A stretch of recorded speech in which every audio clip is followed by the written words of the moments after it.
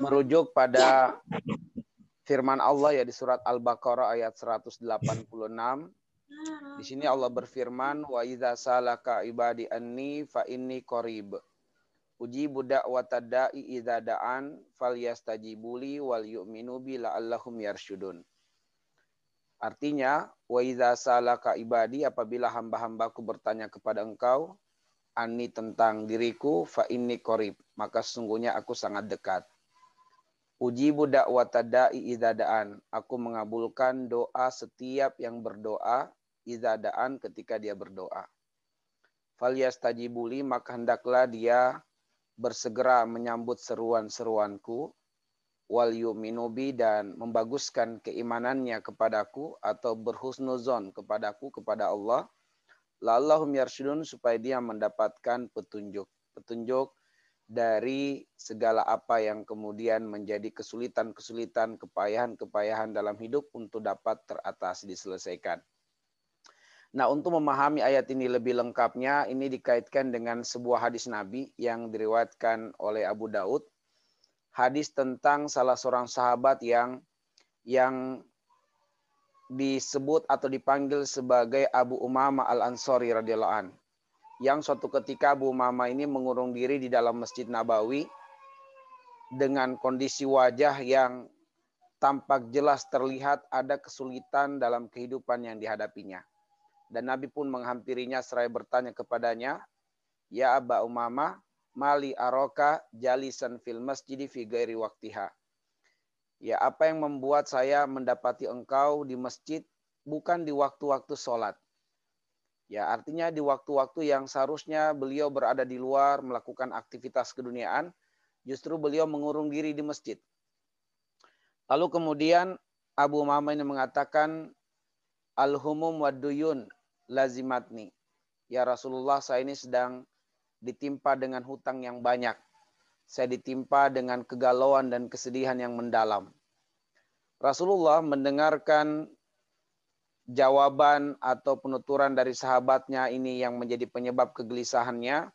Beliau hanya berkata kepadanya dengan tersenyum, maukah aku tawarkan kepadamu satu doa yang apabila engkau membacanya dan mengamalkannya, niscaya segala kesulitanmu, kepayahanmu, kegundahanmu, kegelisahanmu akan dihilangkan Allah, dan seluruh hutang-hutangmu akan diselesaikan, dilunaskan oleh Allah. Maka tentu sahabat ini sangat bergembira mendapatkan tawaran itu, apatah lagi datang dari manusia yang sangat dicintainya, Nabi Shallallahu Alaihi Wasallam. Maka dengan tanpa sabar lagi, dia segera meminta kepada Rasulullah, ya Rasulullah, alimni, ajarkan saya. Maka Rasul mengajarkan kepadanya satu doa. Doa yang mudah-mudahan sebagian besar kita telah menghafalnya. Doa yang kemudian disunnahkan dibaca di waktu pagi dan di waktu petang. 3 kali. Apa itu doanya? Allahumma inni a'udzubika minal hammi wal hazan. Wa a'udzubika minal ajzi wal kasal. Wa a'udzubika minal jubni wal bukhl. Wa a'udzubika min ghalabati daini wa kahri rijal. Yang artinya, ya Allah, aku memohon perlindungan kepadamu dari kegalauan dan kesedihan. Aku memohon kepada engkau, ya Allah, perlindungan dari kelemahan dan kemalasan. Aku memohon perlindungan kepada engkau, ya Allah, dari sifat pengecut dan sifat bakhil. Dan aku memohon perlindungan kepada engkau, ya Allah, dari perlakuan kasar orang-orang yang menagih. Ya, perlakuan kasar dari orang-orang yang telah memberikan piutang dan kemudian dia tidak sabar untuk segera dilunaskan hutang-hutangnya, yang pada akhirnya dia mengambil sikap merendahkan orang yang berhutang padanya. Nah, sebenarnya Rasulullah SAW sedang mengajarkan kepada Abu Umamah ada 4 kekuatan untuk menyelesaikan apapun masalah. Apapun kepayahan-kepayahan dan kesulitan dalam hidup dapat terselesaikan dengan 4 kekuatan yang Rasulullah ajarkan dalam doa tersebut. yang sebenarnya 4 kekuatan itu merupakan intisari dari satu ayat yang mulia ini. Ayat di surat Al-Baqarah 186. Dan kalau kita merujuk kembali kepada doa yang diajarkan Nabi tadi, sebenarnya inti masalah Abu Mama itu adalah hutang yang banyak, hutang yang melilit, dan karena hutangnya itu kemudian dia ditimpa dengan kegalauan, ditimpa dengan kesedihan. Tapi ketika kemudian Rasulullah hendak menyampaikan sebuah solusi padanya, justru Rasul mengajarkan kepadanya agar Abu Mama terlebih dahulu harus mampu melewati 3 tangga. 3 tangga masalah yang masalah itu ada dalam dirinya sendiri. Akhirnya dengan 3 masalah di dalam dirinya menjadikan masalah intinya tak dapat terselesaikan. Masalahnya adalah masalah hutang. Tetapi Rasul menyuruhnya agar engkau mampu melawan dan mengatasi 3 masalah dalam dirimu. Apa itu? Kegalauan dan kesedihan, kemudian kemalasan dan kelemahan, dan sifat pengecut dan juga pelit. Rasul mengajarkan doa ini kepada beliau, dan ketika Abu Mamah mengamalkan doa ini dan mengimplementasikan nilai-nilai doa itu dalam kehidupannya, terselesaikanlah seluruh persoalan-persoalan kehidupannya. Akhirnya dia datang kepada Rasul dan mengabarkan, ya Rasulullah, Allah telah menghapus kegelisahanku dan hutang-hutangku telah lunas. Itu luar biasa. Ya. Nah, sekarang mari kita lihat tentang 4 kekuatan yang Rasulullah ajarkan melalui doa tadi. Bahwa semua orang ketika diperhadapkan dengan masalah pasti akan tertimpa kegalauan dan kesedihan. Ketika dia galau, ketika dia sedih, maka hormon stresnya naik. Hormon stresnya naik, hormon endorfinnya atau hormon kebahagiaannya jadi turun. Ketika hormon stresnya naik, menjadikan kekuatannya akan terkuras. Ya, menjadikan kekuatannya terkuras yang akhirnya orang yang ditimpa dengan masalah itu, selain galau, selain sedih, dia menjadi lemah. Menjadi lemah. Makanya lihat, gerakan-gerakan orang yang punya masalah itu jadi lemah, gitu ya. Beda dengan orang yang tidak ada masalah atau masalah mampu dihadapinya itu ada semangat, ada kekuatan. Tapi orang ketika dapat masalah, dapat informasi tentang masalah itu tiba-tiba jadi lemah semangat lagi, jadi dan seterusnya. Kenapa? Ada kegalauan, ada kesedihan, dan dia tidak memanage masalah itu sehingga hormon stresnya naik, hormon kebahagiaannya turun, terkuras energinya, menjadi lemah dan bahkan menjadi malas beraktivitas lagi dan seterusnya.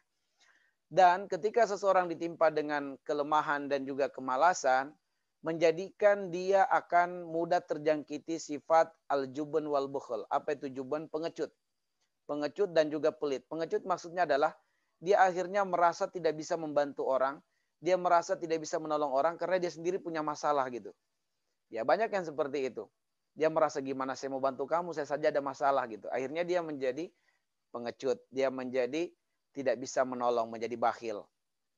Yang pada akhirnya masalah intinya berupa hutang yang melilit tak dapat diselesaikan. Bahkan terus bertambah, dan terus bertumpuk.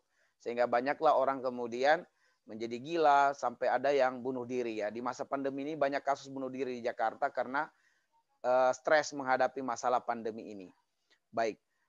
Bapak dan Ibu sekalian yang dimuliakan oleh Allah Subhanahu wa taala, ternyata Abu Mamah ketika mempelajari dan mengkaji hadis ini, dia dapatkan 4 kekuatan, dan 4 kekuatan itu ada pada ayat ini. Dia sadar betul bahwa dia tidak akan pernah bisa lepas dari seluruh masalah, apapun masalah yang dihadapi manusia, termasuk masalah dia pada saat itu adalah masalah hutang, tidak akan bisa terselesaikan kecuali dia memiliki 4 kekuatan. Pertama adalah kesedihan.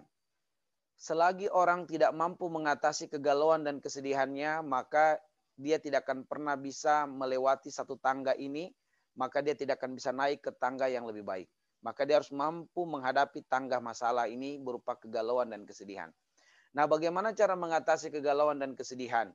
Disinilah kemudian konsepnya hanya ada di dalam Islam. Tidak ada konsep ketenangan dan kebahagiaan di luar daripada Islam. Enggak ada, hanya ada pada Islam. Allah mengatakan, alladzina amanu wa tatmainnu qulubuhum bizikrillah. Ala bizikrillahi tatmainnul qulub. Orang-orang beriman hatinya menjadi tenang karena mengingat Allah. Hanya dengan mengingat Allah hatinya menjadi tenang. Nah, maka ketika seseorang menghadapi masalah yang membuat dia galau, membuat dia sedih, maka harus segera merubah masalah kegalauan, kesedihan menjadi ketenangan, kedamaian, kebahagiaan. Bagaimana cara merubahnya? Butuh kekuatan. Kekuatan itu adalah kekuatan takarrub. Kekuatan takarrub, yaitu kekuatan mendekatkan diri kepada Allah Subhanahu wa taala. Maka di sini Allah mengatakan fa inni qaribin. Fa inni qaribun. Sungguhnya aku sangat dekat. Sejauh mana kita memanfaatkan kekuatan ini, padahal Allah sudah memperkenalkan diri, Allah sudah mengabarkan, sudah memberitahukan kepada kita. Ya, secara vulgar Allah mengatakan fa inni qarib, aku sangat dekat. Sudahkah kita memanfaatkan kekuatan kedekatan kepada Allah Subhanahu wa taala? Padahal dengan kekuatan kedekatan kepada Allah inilah kegalauan, kesedihan dapat teratasi menjadi ketenangan, kedamaian, kebahagiaan. Nah, kalau hati tenang, hati damai, hati bahagia, itu hormon endorfin naik. Ya, hormon endorfinnya naik, hormon kebahagiaannya naik, hormon stresnya jadi turun. Nah, pada saat hormon endorfinnya naik, itu ada kekuatan tuh, ada semangat. Maka pada saat itu dia harus mampu mengalahkan kelemahan dan kemalasan. Ya, dengan cara apa? Dia melakukan aktivitas yang produktif gitu ya. Maka dia harus melakukan sebuah aktivitas, sebuah gerakan yang produktif gitu. Sehingga di sini membutuhkan kekuatan al-haraka al-ijabiyah. Dia harus melakukan sebuah kegiatan yang positif.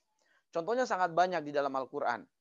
Ya, bagaimana Nabi Ayub alaihissalatu wassalam ketika tubuhnya dipenuhi dengan ulat, dan itu diceritakan di dalam surat Shad ya, di dalam surat Shad di ayat yang ke-41, 42, 43.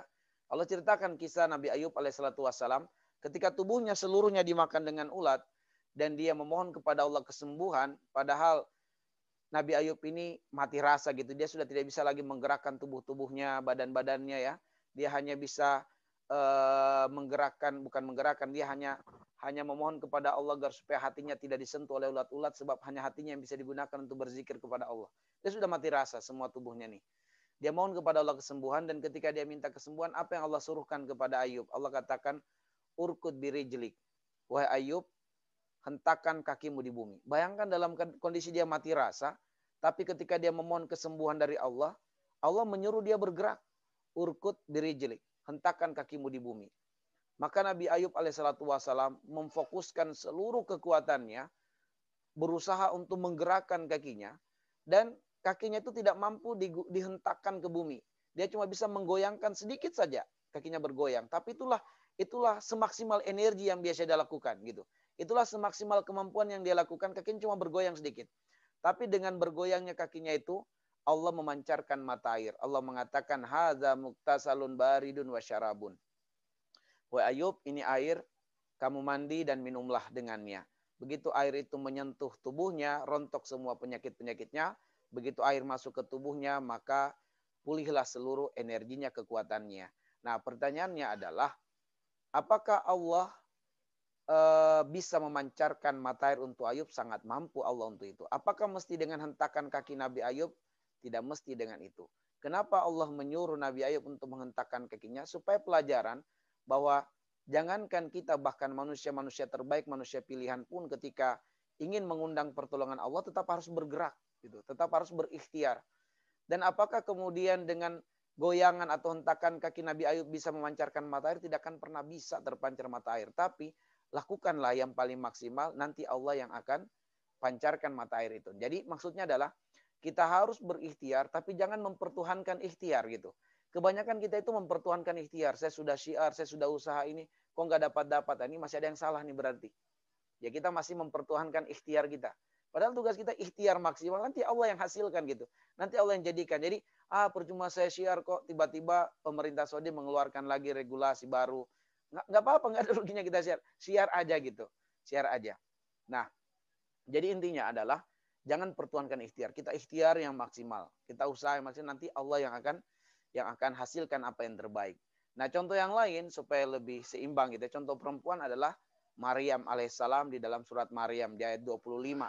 Ketika Maryam setelah melahirkan Nabi Isa alaihissalam itu kan bersandar di batang pohon kurma yang sudah kering ya, sudah kering, sudah mati pohon kurmanya. Dan saat itu Maryam dalam kondisi kehausan, tenaga terkuras, dan perasaannya mau mati saja gitu, karena tidak ada apa-apa dan tidak ada orang satupun di sana yang menemani dia, mendampingi dia.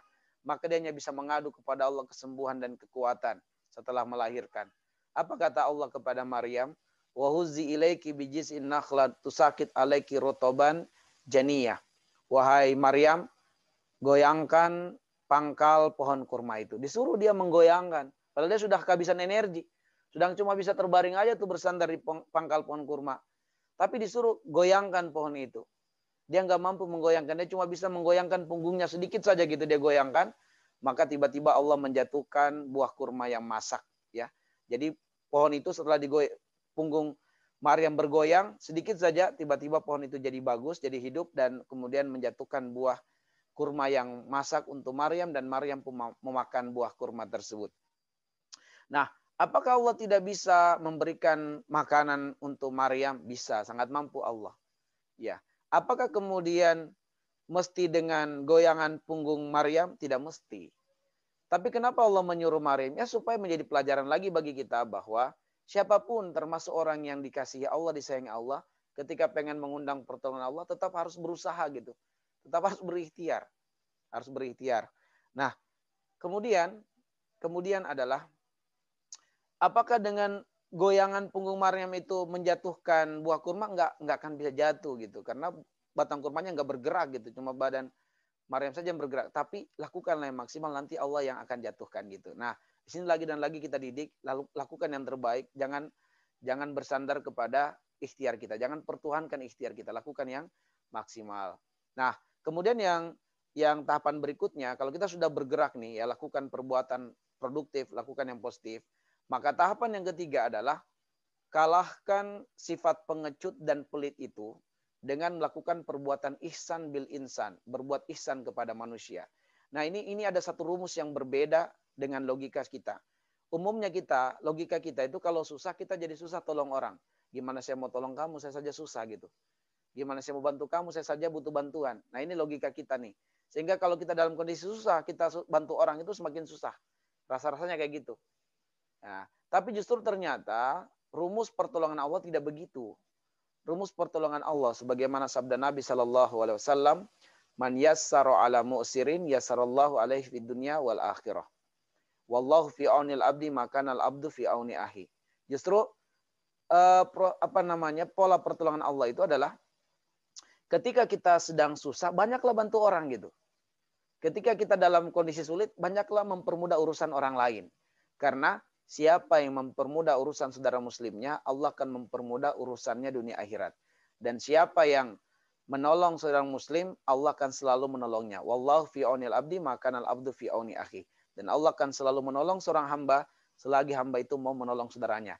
Nah, Bapak Ibu sekalian, kalau 3 tahapan ini kita lakukan, maka masalah inti kita, apapun masalah inti kita, apakah masalah hutang, apakah masalah-masalah yang kita keluhkan, maka Allah katakan la'allahum yarsyudun. Allah akan tunjukkan dia solusi untuk menghadapi masalah itu dan menyelesaikan masalah itu selagi tadi 3 tahapan bisa dilakukannya. Sehingga masalah yang terakhir berupa hutang yang besar atau masalah yang besar, masalah yang melilit, nah itu dapat diselesaikan dengan husnuzon billah.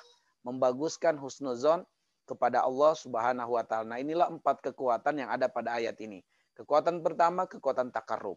Kekuatan yang kedua, kekuatan bergerak. Ya, Allah katakan falyastajibuli. Segera dia melakukan sebuah aktivitas, sambut seruan-seruan saya. Ya, sambut seruan-seruan kebaikan-kebaikan yang Allah inginkan. Kita disuruh bergerak gitu, lakukan hal yang positif. Kemudian wal yu'minu bih. Dia baguskan husnuzon kepada Allah bahwa dengan sedekah itu tidak akan mengurangi rezekinya. Dengan dia tolong orang tidak akan membuat dia tambah susah. Tolong orang, bantu orang. Sehingga masalah intinya la'allahum yarsyudun, Allah akan memudahkan jalan keluar baginya. Maka disinilah pentingnya husnuzon billah, berbaik sangka kepada Allah Subhanahu wa taala. Nah, Bapak Ibu sekalian dimuliakan oleh Allah Subhanahu wa taala, saya mau kaitkan dengan apa yang kemudian kita dalam misi syiar ini, bahwa tentu kita di dalam menjalankan misi syiar ini, tanamkanlah pada diri kita bahwa kita sedang ingin menolong saudara-saudara muslim kita, ya, supaya kita dimudahkan Allah Subhanahu wa taala. Bahwa kita sedang ingin membantu saudara muslim kita untuk mendapatkan sejumlah kemudahan-kemudahan di dalam menjalankan ibadah umroh, ya, bahkan juga nanti insya Allah ibadah haji. Nah, dengan apa? dengan kita memperkenalkan, menawarkan kepada dia sebuah produk kemudahan gitu ya. Produk kemudahan untuk umroh. Nah, gimana kalau dia kemampuan mencicilnya nanti lemah? Nah, kita tawarkan lagi bagaimana program untuk bisa fokus mensiarkan umroh kepada orang lain dengan menceritakan pengalaman-pengalaman indah dia selama proses ibadah umroh yang dia dapati. Seperti kalau kami mau menceritakan, Masya Allah gitu ya, sangat banyak dari awal keberangkatan sampai kepulangan semuanya, Masya Allah serba dimudahkan. Dan ketika kita tiba di Mekah, di Madinah, itu kita dipandang sebagai duyufullah wa duyufur Rasul. Itu kita semua dipanggil sebagai tamu Allah dan tamu Rasul. Maka mereka mengatakan, siapa yang memuliakan tamu Allah dan tamu Rasul akan dimuliakan oleh Allah. Akhirnya mereka, kita baru masuk di hotel Mekah awal kali, itu langsung disambut oleh sampai pembesar-pembesar hotel itu. Dan kemudian setiap kita diberikan bunga mawar gitu ya. Bunga mawar asli, bukan plastik. Ya. Lalu kemudian di antara kita ada yang sampai mengabadikan mawar itu sampai sampai kepulangan. Bahkan kalau ibu menonton, bapak ibu menonton video kita tentang berita terbaru terupdate di sana ada bunga mawar di atas meja. Nah, itu bunga mawar yang kita diberikan di sana. Kenapa? Karena kita dipandang sebagai tamu Allah dan tamu Rasul, sehingga luar biasa mereka memberikan pemuliaan kepada kita. Dan tentu saja setiap kita pasti ada masalah-masalah dalam kehidupan. Nah, pertama saya ingin mengatakan, nikmatilah ketika kita dapatkan masalah.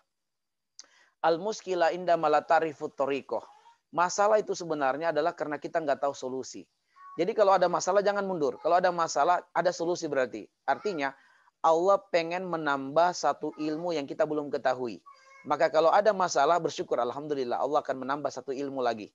Supaya apa? Optimis kita dalam hidup ini. Karena kalau kita mengatakan masalah, kita menjadi hormon endorfinnya turun, hormon stresnya naik. Akhirnya kemudian kita menjadi tidak semangat lagi. Tapi kalau alhamdulillah ada masalah nih, berarti Allah akan menambah satu ilmu. Akhirnya kita mau bergerak tuh. Bergerak mencari tahu, mencari informasi. Nah gitu. Jadi sadarilah bahwa masalah itu dihadirkan Allah. Allah katakan, laqad khalaqnal insana fi kabad. Manusia itu diciptakan Allah pasti dia akan hidup selalu ada masalahnya. Sebab tujuan utama Allah jadikan masalah dalam hidup manusia agar supaya manusia itu bergantung dengan Allah gitu. Ya ayuhanas antumul fuqara'u ilallah, agar supaya kamu wahai manusia merasa butuh dengan Allah. Jadi masalah itu adalah supaya kita bisa memahami makna dari ayat Allah, Allahus Somad. Kita tahu artinya betul Allahus Somad, tempat bergantung Allah. Tapi persoalannya adalah, sudahkah kita memaknai makna Allahus Somad itu? Ya, kita susah memaknainya kecuali ketika kemudian kita ada masalah. Gitu. Ya, kawan kita kemarin ada yang COVID. Tapi dalam kondisi dia COVID, ya maksudnya terdeteksi COVID ya, terdeteksi positif COVID. Walaupun sebenarnya cuma gejala-gejala saja pada COVID, tapi dia sendiri enggak sebenarnya. Tapi terdeteksi, begitulah. Tapi kan kemudian dengan itu dia berdoa, mohon petunjuk kepada Allah bagaimana di tes berikutnya dia bisa negatif. Alhamdulillah ada tiba-tiba relasi kami, kawan kami yang di Surabaya memperkenalkan sebuah produk stem cell, dan akhirnya dengan izin Allah setelah dia mengkonsumsi itu bisa negatif, sampai negatif di Indonesia, negatif di Mekah juga ya.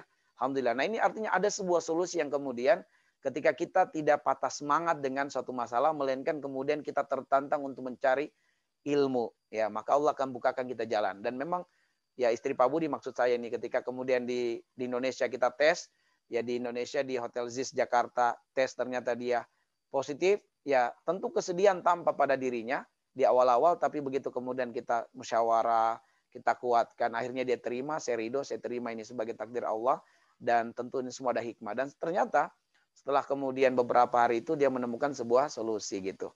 Nah, ini saya katakan tadi bahwa kalau ada masalah itu berarti Allah sedang ingin menambah satu ilmu. Maka jangan stres dengan masalah, tapi berbahagialah dengan masalah gitu. Nah, dan kalau ada masalah, Allah pengen supaya ruang hati kita untuk menampung masalah itu semakin luas. Sebab sebenarnya masalah itu semuanya kecil. Kapan masalah itu menjadi besar? Ketika ruang masalah kita sempit. Ruang masalah kita kecil, maka masalah itu mau masuk gak ada ruangnya. Akhirnya kelihatan besar tuh masalah. Tapi begitu ruang masalah kita luas, masalah yang masuk bisa. Ada ruangnya, ada tempatnya. Maka jadi kecil tuh rasanya. Ya, makanya ketika kita waktu SD menghadapi ujian SD, waduh, berat banget. Tapi begitu kita sudah SMP, SMA, ujian SD kecil banget gitu ya, gampang banget. Sebenarnya masalah ujian tidak berubah, tingkat kesulitannya sama. Hanya saja ruang kapasitas kita menampung masalah sudah luas. Sehingga kita lihat ujian SD sudah sangat kecil sekali. Nah, seperti itu. Kemudian, jadi regulasi-regulasi ini biasa saja gitu. Anggap ini sebagai sebuah takdir Allah Subhanahu wa taala untuk kemudian kita belajar mengenali diri kita, belajar mengenali potensi-potensi kita. Makanya ketika ada peluang-peluang yang Allah bukakan kita untuk umrah, bismillah segera berangkat. Jangan tunda-tunda lagi. Kenapa kita jangan tunda-tunda? Sebab kita tidak tahu apakah umroh itu masih menjadi rezeki kita atau tidak. Begitu kemudian kita buka peluang, ini ada peluang umroh nih. Alhamdulillah regulasinya sudah dibolehkan, segera bismillah kita mendaftar. Ada masalah? Iya, pasti memang ada masalah. Gitu ya. Kami pun berangkat Januari ada masalah gitu. Bismillah berangkat aja dulu. Ya toh nanti dengan izin Allah tidak mungkin Allah Subhanahu wa taala memperhadapkan kita satu masalah kalau kemudian kita tidak dipersiapkan pula oleh Allah untuk mengetahui solusinya ya. Inna kullasyai'in halaqnahu biqadar. Segala sesuatu sudah ditakar oleh Allah dengan takaran yang tepat gitu. Artinya kalau Allah menghendaki kita menghadapi satu masalah, maka Allah sudah mengajarkan kita satu ilmu bagaimana menyelesaikan masalah itu. Baik, sebab Allah tidak akan mungkin menimpakan kita masalah yang tidak mampu kita hadapi. Maka jangan sampai kemudian tiba-tiba adanya misalnya nih, sebab saya beberapa kali dengar tapi saya jarang tanggapi, ya ini kok biaya awalnya, awal bayarnya 3.975.000 gitu. Tiba-tiba banyak yang menjadi kendor, menjadi mundur lagi, yang jadi agen, saya kecewa deh, saya nggak mau lagi mensiarkan sebab tadinya 1.500.000 jadi 3 juta. Jangan seperti itu sebab memang kita berangkat umroh juga ini bukan karena kita mampu gitu ya, tetapi karena undangan dari Allah Subhanahu wa taala dan panggilan dari Allah Subhanahu wa taala gitu. Kalau Allah memanggil kita semuanya dimudahkan gitu. Makanya kalau untuk urusan taat kepada Allah itu jangan kita pakai logika kita, nggak usah terlalu hitung-hitungan dengan Allah Subhanahu wa taala sebab wa yarzuqhu min haitsu la yahtasib gitu. Allah mampu mendatangkan rezeki dari arah yang tidak kita duga-duga, maka jangan pakai hitung-hitungan kalau dengan Allah. Bismillah. Faiza azamta fatawakkal 'alallah. Kalau kamu sudah berazam, bertekadlah kamu kepada Allah dan ketahuilah bahwa haji dan umroh itu bagian dari jihad. Maka setiap biaya yang kita keluarkan, hatta 1 rupiah yang kita keluarkan, itu dinilai sebagai sebuah bentuk perjuangan jihad dengan harta dan diri. Diri kita, tenaga fisik kita harus bawa ke sana dan kita siap menghadapi mungkin ada virus-virus dari berbagai sisi, dari berbagai tempat, dari orang lain. Nah, kita bersabar dengan itu dan kita keluarkan biaya, harta dan seterusnya. Memang demikian. Jadi kalau untuk urusan taat kepada Allah, karena ini juga bukan mau kita, ini semua adalah regulasi-regulasi yang ada yang mungkin dengan perubahan regulasi bisa bertambah biaya, bisa berkurang biaya, kita nggak tahu. Yang pasti bismillah, kalau kita sudah bertekad, Allah katakan faiza azamta fatawakkal 'alallah. Kalau kamu sudah bertekad untuk taat kepada Allah, maka serahkan hasilnya kepada Allah, bertawakallah pun kepada Allah, bismillah jalankan gitu. Nah, bagaimana menjalankan supaya niat kita ini diazamkan, dimudahkan Allah? Pertama adalah ikhtiar yang maksimal. Setelah kita takarub dulu ya. Pertama takarub nih. Banyak doa nih sama Allah. Di antara takarub itu saya sudah sampaikan berapa kali. Siapa yang ingin dimudahkan umrohnya, dimudahkan berziarah ke Baitullah, jangan sampai melewatkan membaca surat Al-Kahfi pada malam Jumat. Baca surat Al-Kahfi pada malam Jumat. Sebab ini hadis Nabi. Nabi mengatakan, man qara'a surat Al-Kahfi lailal Jum'ah adha'allahu min nur fima bainahu wa bainal baitil atiq. Ya, siapa yang membaca surat Al-Kahfi pada malam Jumat, ya malam Jumat, maka Allah akan memudahkan baginya berziarah ke Baitul Atiq, yaitu Baitullah, Mekah dan Madinah. Maka ini salah satu bentuk ikhtiar nih, takarub kita kepada Allah. Ya, kita dekatkan diri kepada Allah, banyak doa, sebab tidak ada yang mampu mewujudkan cita-cita kita berziarah ke Baitullah kecuali Allah. Kemudian kita ikhtiar, selain dengan ikhtiar membaca surat Al-Kahfi pada malam Jumat, kita ikhtiar dengan ada uang kita simpan-simpan memang nih supaya bisa kita bayar nih dana awalnya. Awal bayarnya 3.975.000 sekitar berapa tuh ya? 3.975.000 nih awal bayarnya. Kita ya bismillah gitu. Ya kita kemudian tabung-tabung uang kita sisihkan supaya 22 Maret kita bisa mendaftar. Persoalan bagaimana regulasi sampai Maret kita belum tahu tuh. Karena kita belum tahu, kata Rasul, ikhris ala ma yanfa'u. Tugasmu lakukan saja dulu yang terbaik, penuhi dulu syarat-syaratnya. Lakukan dulu ikhtiar gitu ya, penuhi dulu syarat-syaratnya. Persoalan kita sudah ikhtiar tidak bisa berangkat, kita sudah dapat pahala umroh di bulan Maret meskipun kita tidak berangkat. Kenapa? Niat kita sudah ada. Bahkan kita sudah ikhtiar nih, ternyata qadarullah sebelum sampai Maret kita meninggal dunia, kita sudah dapat pahala umroh. Kenapa? Ada niat kita di sana. Ada niat kita yang sudah kita ikhtiarkan gitu. Nah, jadi seperti itu. Oke. Jadi setelah kemudian kita ikhtiar, supaya dimudahkan lagi, perbanyak sedekah, perbanyak bantu orang lain. Termasuk apa? Kita siarkan kepada orang lain, ajak orang lain juga supaya mendapatkan kebaikan. Jangan lupa doakan mereka-mereka yang sudah menanyakan ke kita informasi. Bu, Pak, saya dapat informasi mudah umroh itu gimana? Nah, ini kita doakan. Ya Allah, si Fulan sudah mengontak nomor saya, sedang bertanya-tanya, sedang pengen tahu tentang mudah umroh. Ya Allah, mudahkan dia. Semoga dia terketuk hatinya. Ya, untuk kemudian dimudahkan berangkat umroh di bulan Maret nanti. Kita berdoa.